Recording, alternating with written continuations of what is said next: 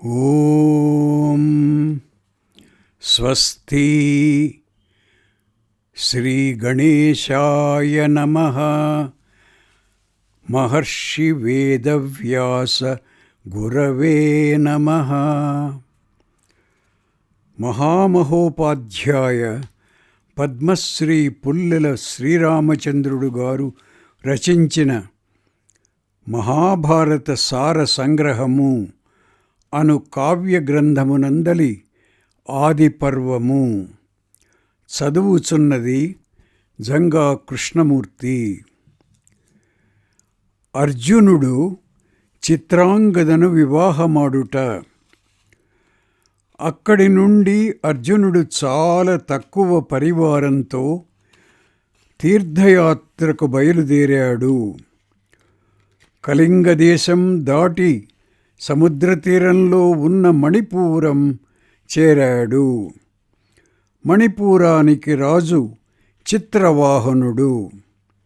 అతని కుమార్తె చిత్రాంగద. అర్జునుడు అధిక సౌందర్యవతి అయిన చిత్రాంగదను చూచాడు. ఆమెను మోహించాడు. అర్జునుడు చిత్రవాహనుని దగ్గరకు వెళ్ళి, నీ కుమార్తె చిత్రాంగదను నాకిచ్చి వివాహం చేయుము అని కోరాడు.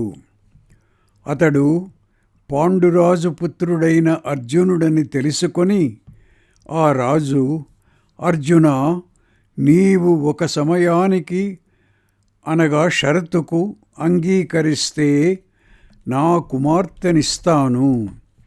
మా కులంలో ప్రభంజనుడును రాజు ఉండేవాడు. అతడు పుత్రుల కొరకై తపస్సు చేశాడు. దేవదేవుడైన పినాకపాణి సంతోషించి మీ వంశంలోని వాళ్ళకి ఒక్కొక్క సంతానం మాత్రమే కలుగుతుంది అని వరం ఇచ్చాడు. నా పూర్వులందరికీ ఒక్కొక్క పుత్రుడు కలిగాడు. నాకు మాత్రం ఈ పుత్రిక ఒక్కతియే కలిగింది. ఈమెను నేను పుత్రునిగా పెంచుకుంటున్నాను. ఈమెకు పుట్టిన పుత్రుణ్ణి నాకు పుత్రుడుగా ఇస్తానంటే నీకు ఈమెను ఇస్తాను అన్నాడు. అర్జునుడు అందుకు అంగీకరించాడు. ఆమెను వివాహమాడి ఆ నగరంలో 3 సంవత్సరాలు నివసించాడు. పుత్రుడు కలిగాడు. అర్జునుడు ఆమెను పరిశ్వజించి ఆ రాజు సెలవు తీసుకొని తీర్థయాత్రకు బయలుదేరాడు. వర్గ అను అప్సరసను, ఆమె సఖులను అర్జునుడు మొసలి జన్మ నుంచి ఉద్ధరించుట. అర్జునుడు దక్షిణ సముద్ర తీరమునందున్న తీర్థాలను దర్శించాడు. అక్కడనున్న 5 తీర్థాలను ఋషులు వర్జించారు. అలా వాటిని వర్జించడానికి కారణమేమని అర్జునుడు వాళ్ళనడుగుగా, వాటిలో భయంకరములైన మొసళ్ళు ఉన్నాయి అని వాళ్ళు చెప్పారు. అవేవో చూద్దాం అనుకున్నాడు అర్జునుడు. సౌభద్ర తీర్థానికి వెళ్ళి స్నానం చేస్తున్నాడు. అంతలో ఒక పెద్ద మొసలి వానిని పాదం పట్టుకొని లాగింది.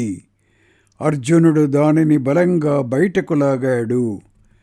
పైకి లాగగానే ఆ మొసలి సుందర స్త్రీ రూపం దాల్చింది. నీవెవ్వరవు అని అర్జునుడు అడిగాడు. నేను కుబేరునకు ఇష్టురాలైన వర్గ అను అప్సరసను. నాకు చాలా అందమైన 4 సఖురాండ్రు ఉన్నారు. ఒకనాడు మాకు సుందర రూపశాలి అయిన ఒక బ్రాహ్మణుడు అధ్యయనం చేస్తూ తపస్సు చేసుకుంటూ కనపడ్డాడు. అద్భుతమైన అతని రూపాన్ని చూచి అతని తపస్సుకు విఘ్నం చెయ్యాలని అభిప్రాయంతో నేను, సౌరభేయి, సమీచి, బుద్బుద, లత మేం అందరము కలిసి అతని దగ్గర నవ్వుతూ గానం చేస్తూ లోభింపచేశాము. మీరందరూ మొసళ్ళై శతవత్సరాలు నీళ్లలో ఉందురుగాక అని అతడు శపించాడు. మేం అతనిని శరణు పొంది రూపంచేత, యౌవనంచేత, మన్మధుని చేత మేం అలా చేశాం, క్షమించు అని వేడుకున్నాం. అతడు అనుగ్రహించి శతసహస్ర అంటే ఈ పదాలు చాలా అను అర్థాన్ని బోధిస్తాయి. నేను అన్న ఈ శతం ఏదో పరిణామమే కాని అక్షయం అను అర్థాన్ని బోధించదు. శతం శతసహస్రం తు సర్వమక్షయ్యవాచకం పరిమాణం శతం త్వేతత్ నేదమక్షయ్యవాచకం. ఆదిపర్వము 216:8 అని అంటూ ఒక పురుషశ్రేష్ఠుని పాదం పట్టుకున్నప్పుడు అతడు మిమ్ములను పైకి లాగుతాడు, అప్పుడు శాప విమోచనం అవుతుంది అని అతడు మా 5గురికి శాప విమోచనం చెప్పాడు అని చెబుతూ ఆ స్త్రీ, ఈ విధంగా నాకీనాడు శాప విమోచనం అయింది, నా సఖురాండ్రకు కూడా శాప విమోచనం అయ్యేటట్లు చెయ్యి అని కోరింది. అర్జునుడు ఆ 4 కూడా శాప విముక్తులను చేశాడు. తరువాత అర్జునుడు చిత్రాంగదను చూడడానికై మళ్ళీ మణిపురం వెళ్ళాడు. అతనికి ఆమె యందు బభ్రువాహనుడను పుత్రుడు పుట్టాడు. అర్జునుడు చిత్రవాహనునితో, రాజా, ఈ పుత్రుణ్ణి నీవు స్వీకరించుము, వీనిని నీకిచ్చి నేను రుణ విముక్తుడయ్యాను అన్నాడు. అతడు చిత్రాంగదతో, ఈ పిల్లవానిని పెంచి పెద్దవానిని చేస్తూ కొంతకాలం ఇక్కడనే ఉండుము, మా అన్నగారు భూమండలాన్నంతని జయించి రాజసూయ యాగం చేస్తాడు, అప్పుడు రాజులందరూ ఆయనకు పారితోషికాలు తీసుకుని ఇంద్రప్రస్థానికి వస్తారు, నీవు కూడా మీ తండ్రితో వచ్చి మన బంధువులనందరినీ చూడవచ్చును. ఈ బభ్రువాహనుడు నాకు ప్రాణం వంటివాడు, మీ తండ్రికి వంశవర్ధనుడు, ధర్మానుసారం పురువంశీయుడు, పాండవుల ప్రియపుత్రుడు, వీనిని చూచుకొనుము అన్నాడు. చిత్రాంగదతో ఈ విధంగా చెప్పి అర్జునుడు బయలుదేరి గోకర్ణాది క్షేత్రాలను చూచుచూ పశ్చిమ సముద్ర తీరాన ఉన్న తీర్థాలన్నీ పర్యటించాడు. ప్రభాస దేశం పవిత్రమైనదని అక్కడికి కూడా వెళ్ళాడు.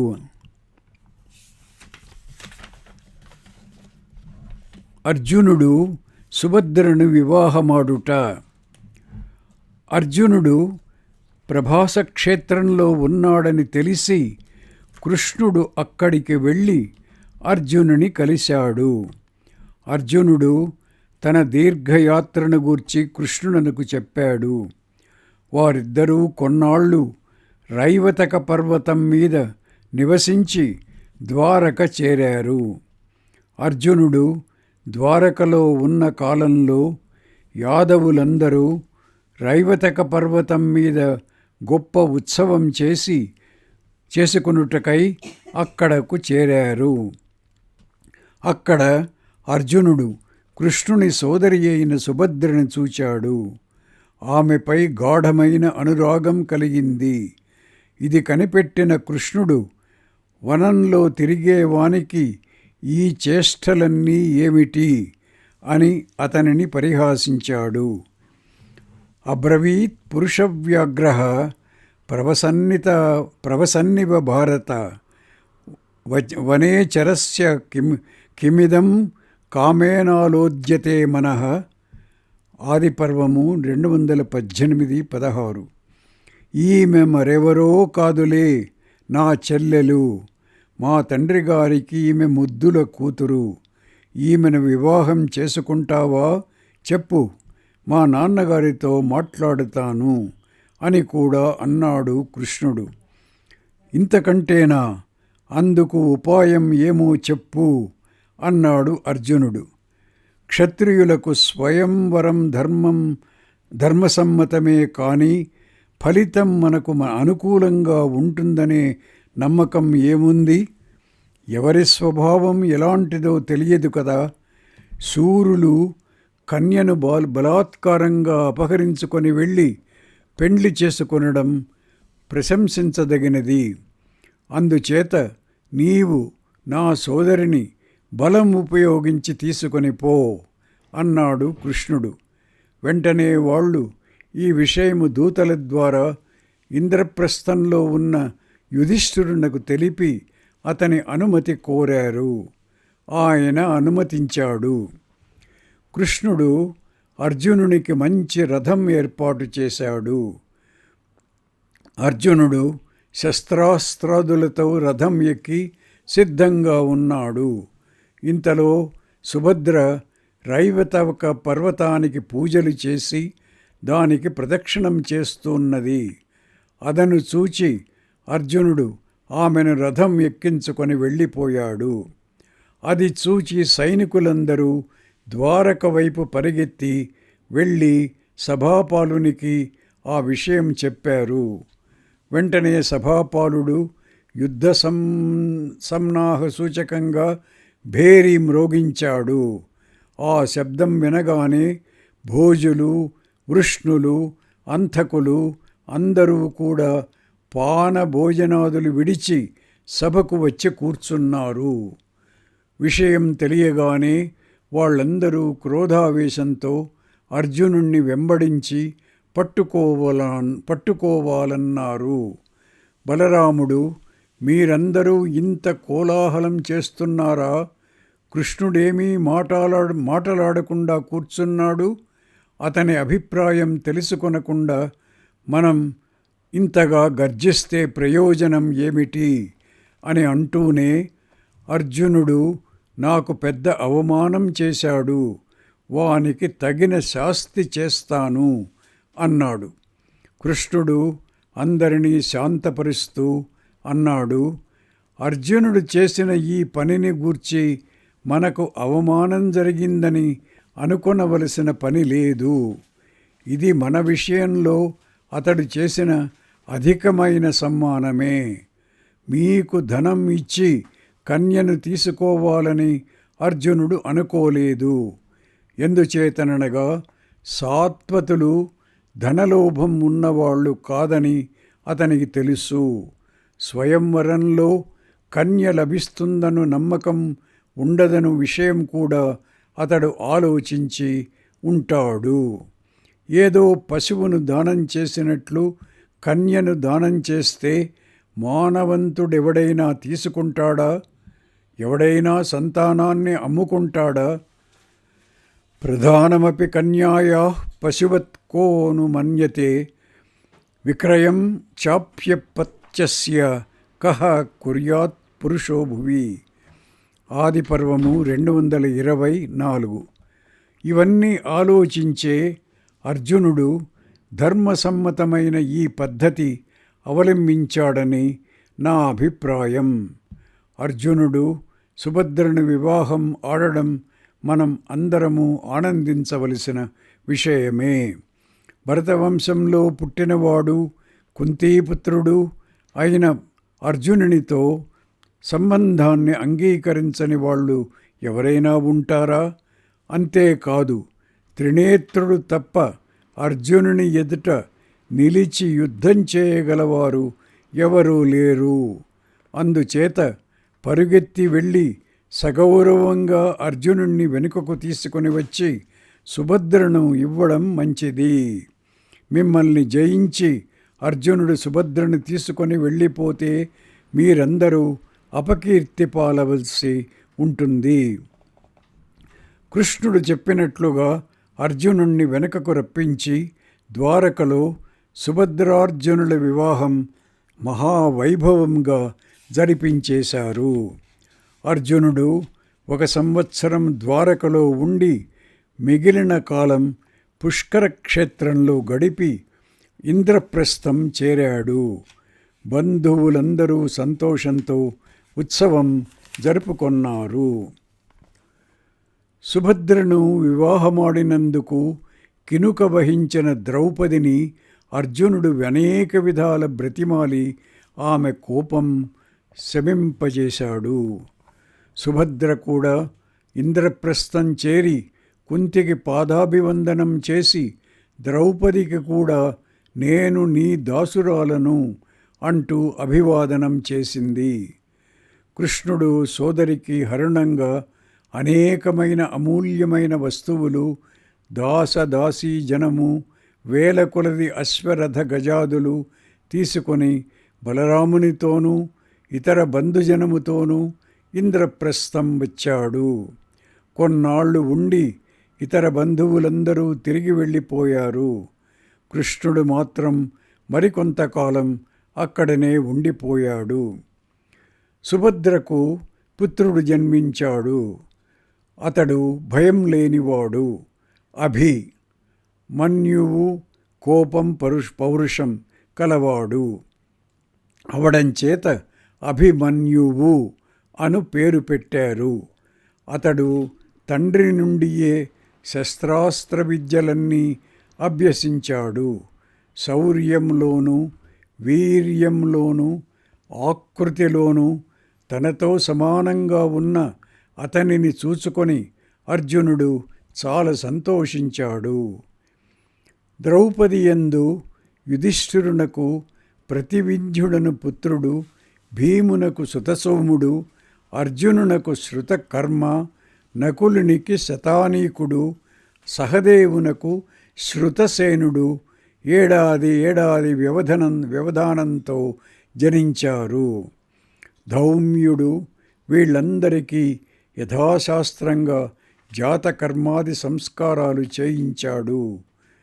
అందరూ కూడా అర్జునుని నుండియే అస్త్ర విద్య అభ్యసించారు. ఖాండవ దహన వృత్తాంతం. ఒక గ్రీష్మ దివసంలో కృష్ణార్జునుడు అంతఃపుర స్త్రీలతోనూ పరివారంతోనూ కలిసి యమునా నదీ తీరానికి విహారయాత్రకై వెళ్ళారు. కృష్ణార్జునులు ఒక విశ్రాంతి గృహంలో కూర్చుని సంభాషించుకుంటుండగా ఒక బ్రాహ్మణుడు వాళ్ళ దగ్గరికి వచ్చాడు. అతడు మహాప్రభావశాలిగా కనపడుచున్నాడు. అతనిని చూడగానే వాళ్ళిద్దరూ ఆసనాల నుండి లేచి నిలబడ్డారు. వాళ్లను ఆ బ్రాహ్మణుడు, నేను అత్యధికమైన ఆహారం భుజించే బ్రాహ్మణుడను, మీరు నాకు ఒకమారు పూర్తిగా తృప్తి కలిగే ఆహారం ఇవ్వాలి అని కోరాడు. నీకే అన్నం కావాలో చెప్పు, అది ఇవ్వడానికి ప్రయత్నిస్తాం అన్నారు కృష్ణార్జునులు. నేను అగ్నిని, మామూలు అన్నం తినేవాడను కాను. నాకు ఏది తగిన ఆహారమో అది ఇవ్వండి. ఈ ఖాండవ వనంలో ఇంద్రుని మిత్రుడైన తక్షకుడు సకుటుంబంగా నివసిస్తున్నాడు. అందుచేత దీనిని ఇంద్రుడు రక్షిస్తున్నాడు. ఆ కారణాన ఈ వనాన్ని గాని దీనిలో నివసించే జంతువులను గాని నేను భక్షించజాలకున్నాను. నేను ప్రయత్నించినప్పుడల్లా ఇంద్రుడు మేఘజలాల చేత నన్ను శాంతింపజేస్తున్నాడు. మీరు మీ అస్త్రబలంతో ఆ ఉదక ధారలను వారించాలి. దీనిలోని ప్రాణులు కూడా ఎటూ పారిపోకుండా చెయ్యాలి అన్నాడు బ్రాహ్మణుడు. కథ వింటూన్న జనమేజయుడు ఖాండవ వనాన్ని దహించాలని అగ్నిదేవునకు కోరిక ఎందుకు కలిగింది అని అడుగగా వైశంపాయనుడు శ్వేతకి మహారాజు కథ చెప్పడం ప్రారంభించాడు. పూర్వం గొప్ప బలపరాక్రమములు గల శ్వేతకి అను రాజు ఉండేవాడు. అతడు నిరంతరంగా అనేక యజ్ఞాలు చేశాడు. ఆ యజ్ఞాల ధూమాన్ని భరించజాలక కొంతకాలానికి అతనికి యజ్ఞం చేయించడానికి ఋత్విక్కులు ఎవ్వరూ దొరకలేదు. ఆ రాజు ఎంత ప్రార్థించినా వాళ్ళు అంగీకరించక, కావలిస్తే నువ్వు రుద్రుని చేత యజ్ఞం చేయించుకో అన్నారు.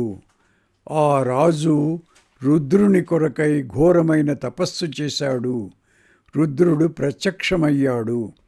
రాజు, నా చేత యజ్ఞం చేయించుము అని రుద్రుణ్ణి కోరాడు. యజ్ఞం చేయించడం మా పని కాదు. నువ్వు 12 సంవత్సరాల పాటు ఏకధారగా అగ్నిలో ఆజ్యం హోమం చేస్తే నేను సంతోషిస్తాను, నీకు కావలసిన వరం ఇస్తాను అన్నాడు రుద్రుడు. యజ్ఞం చేయించడం బ్రాహ్మణుల పని, నేను చేయించను. నా అంశతో పుట్టిన దుర్వాసుడు చేయిస్తాడు అని కూడా చెప్పి రుద్రుడు దుర్వాసుణ్ణి ఈ రాజు చేత యజ్ఞం చేయింపుము అని ఆదేశించాడు. దుర్వాసుడు యజ్ఞం చేయించాడు. కొంతకాలానికి ఆ రాజు స్వర్గం చేరాడు. 12 సంవత్సరాలు నిరంతరము ఆజ్యధారను త్రాగడం చేత అగ్నిదేవుడు రంగు మారిపోయి తెల్లబడిపోయాడు. అందుచేత అనగా అజీర్ణం చేత ఇతరులు ఇచ్చిన హవిస్సును గ్రహింపజాలని స్థితిలో ఉన్నాడు. అప్పుడతడు బ్రహ్మదేవుని వద్దకు వెళ్ళి ప్రార్థింపగా అగ్నిదేవుడు ఆ విధంగా అవడానికి కారణం చెప్పి, బ్రహ్మదేవుడు, పూర్వం నీవు దేవతలు కోరగా కాల్చివేసిన దేవశత్రువుల నివాసమైన ఖాండభవనాన్ని దానిలోని ప్రాణులన్నింటితో సహా కాల్చివేయుము. ఆ ప్రాణుల వశచేత నీకు స్వాస్థ్యం లభిస్తుంది అని అన్నాడు. అగ్నిదేవుడు అందుకు ప్రయత్నించగా ఆ వనంలోని ప్రాణులన్నీ నీటితో అగ్నిని ఆర్పివేశాయి. ఈ విధంగా 7 పర్యాయాలు జరిగింది. అప్పుడు నిరాశ చెంది అగ్ని మళ్ళీ బ్రహ్మదేవుణ్ణి ప్రార్థించాడు. నరనారాయణులు అర్జున వాసుదేవులుగా భూలోకంలో అవతరిస్తారు. వాళ్ళ సహాయంతో నీవు వనాన్ని కాల్చగలవు అని బ్రహ్మదేవుడు చెప్పాడు. ఈ విధంగా బ్రహ్మవాక్యానుసారం అగ్ని కృష్ణార్జునుల దగ్గరకు వెళ్ళి వాళ్లను ప్రార్థించాడు అంటూ వైశంపాయనుడు శ్వేతకి వృత్తాంతం చెప్పడం ముగించాడు. అగ్నిదేవుని మాటలు విని అర్జునుడు ఇలా అన్నాడు, నా దగ్గర అనేకమైన ఉత్తమాస్త్రాలు ఉన్నాయి. అయితే నా వేగాన్ని సహింపగల ధనుస్సు లేదు. నాకు అక్షయములైన తూణీరాలు కావాలి. దివ్యమైన రథము, తెల్లని దివ్యములైన అశ్వాలు కూడా కావాలి. కృష్ణుని వీర్యంతో సమానమైన ఆయుధం మరొకటేదీ లేనే లేదు. తలపెట్టిన పని సిద్ధించడానికి తగిన ఉపాయం కూడా కృష్ణుడు చెప్పగలడు. అప్పుడు నేను వర్షిస్తున్న ఇంద్రుణ్ణి నివారింపగలుగుతాను. అప్పుడు అగ్ని వరుణదేవుని స్మరింపగా అతడు కనపడ్డాడు. నాకు అర్జునుడు సహాయం చేయనున్నాడు. పూర్వం రాజైన సోముడు నీ వద్ద నుంచిన ధనస్సును, అంబుల పొదులను, కపిధ్వజం గల రథాన్ని ఇమ్ము. వాసుదేవుడు చక్రంతో నాకు గొప్ప సహాయం చేయవలసి ఉంది, అది కూడా ఇమ్ము అని అగ్ని అతనిని కోరాడు. వరుణుడు అత్యద్భుతమైన ధనస్సు, అక్షయాలైన అనగా ఎన్ని బాణాలు తీసినా తరగని 2 అంబుల పొదలు, దివ్యములైన తెల్లని గుర్రాలు కట్టిన అన్ని ఉపకరణాలు ఉన్న దివ్యమైన రథాన్ని ఇచ్చాడు. దాని ధ్వజాల మీద దివ్యుడైన వానరుడున్నాడు. ఆ వానరునికి సింహము, శార్దూలము చిహ్నాలుగా ఉన్నాయి. అనేకమైన భూతాలు కూడా ఆ ధ్వజం మీద ఉన్నాయి. అవి ఒక్కసారి గర్జించగానే శత్రు సైన్యాలు నశిస్తాయి.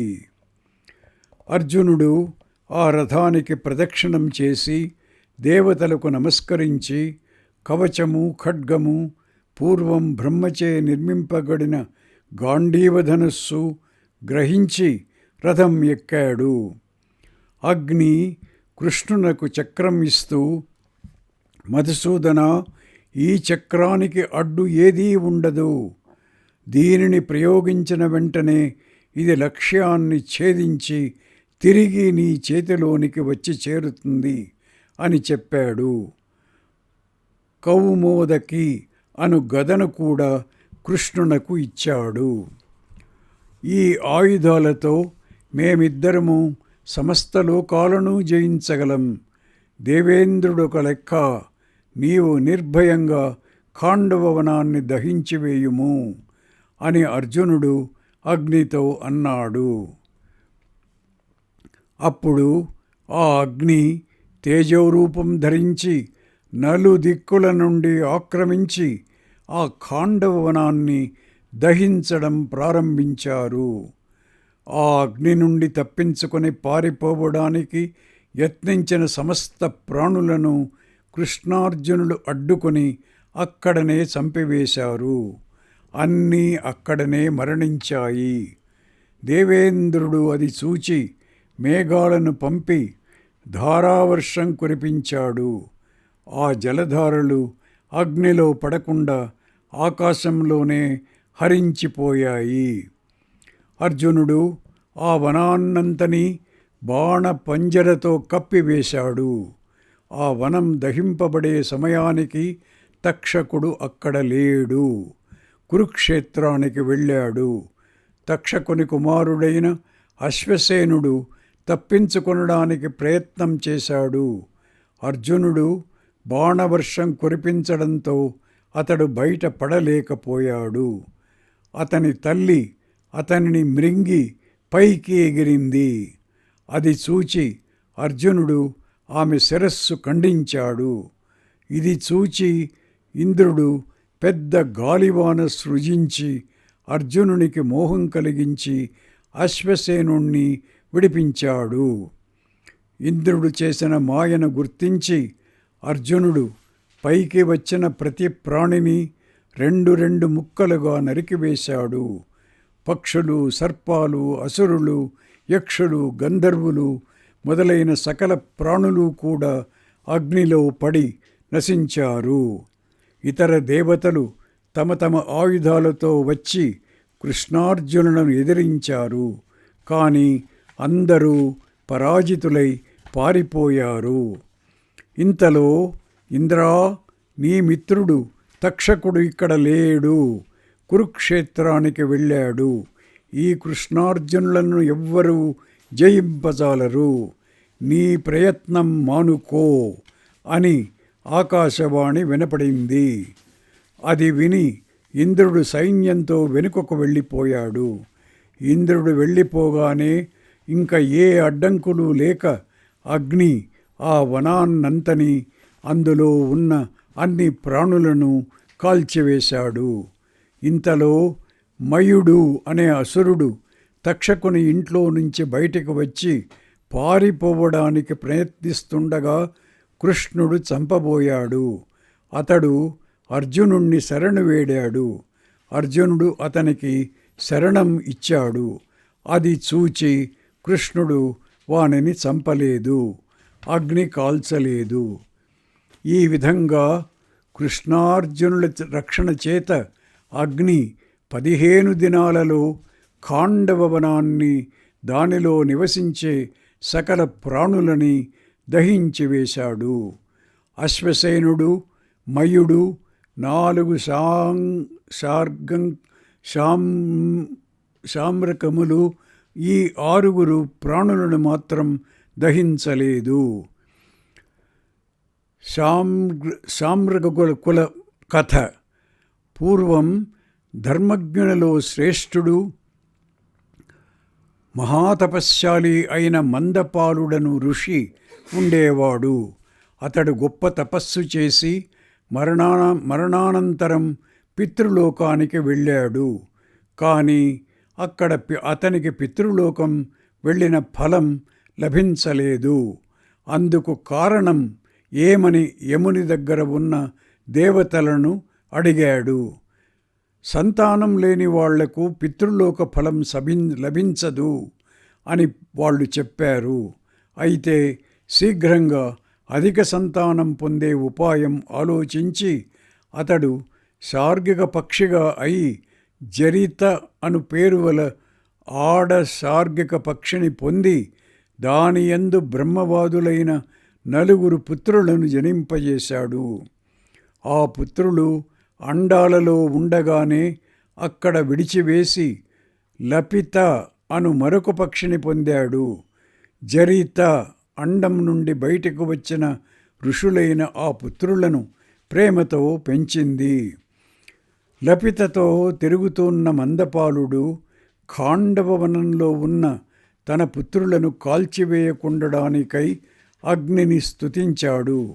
అగ్ని సంతోషించి నీ పుత్రులను దహించను అని అతనికి అభయం ఇచ్చాడు. అగ్ని ప్రజ్వలిస్తుండడం చూచి ఆ శార్గకులు చాలా భయపడ్డాయి. తల్లి దుఃఖిస్తూ, ఇప్పుడు మమ్మల్ని ఎలా రక్షించాలో నాకు తెలియడం లేదు. మీ తండ్రి జ్యేష్ఠుడైన జరితారి మీద కులం నిలబడి ఉంటుంది. సారిసృక్కుడు కులవర్ధనుడు అవుతాడు. స్తంభమిత్రుడు తపస్సు చేస్తాడు. ద్రోణుడు బ్రహ్మవేత్తలలో శ్రేష్ఠుడవుతాడు అని చెప్పి మిమ్మల్నందరినీ దయావిహీనుడై విడిచి వెళ్ళిపోయాడు అంది. నీవు ఏదో విధంగా తప్పించుకొని వెళ్ళిపో. నీకు మళ్ళీ సంతానం కలిగితే మన వంశం నిలబడుతుంది.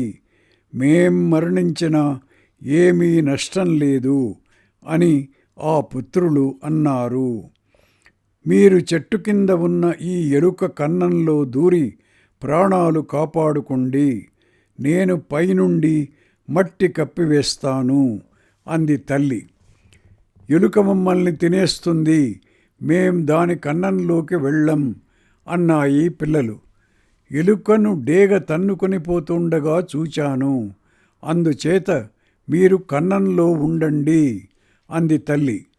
మరొక ఎలుక ఉండవచ్చును కదా కన్నంలో. ఏమైనా ఎలుక వాతబడి చావడం కంటే అగ్నిలో పడి చావడం మంచిది.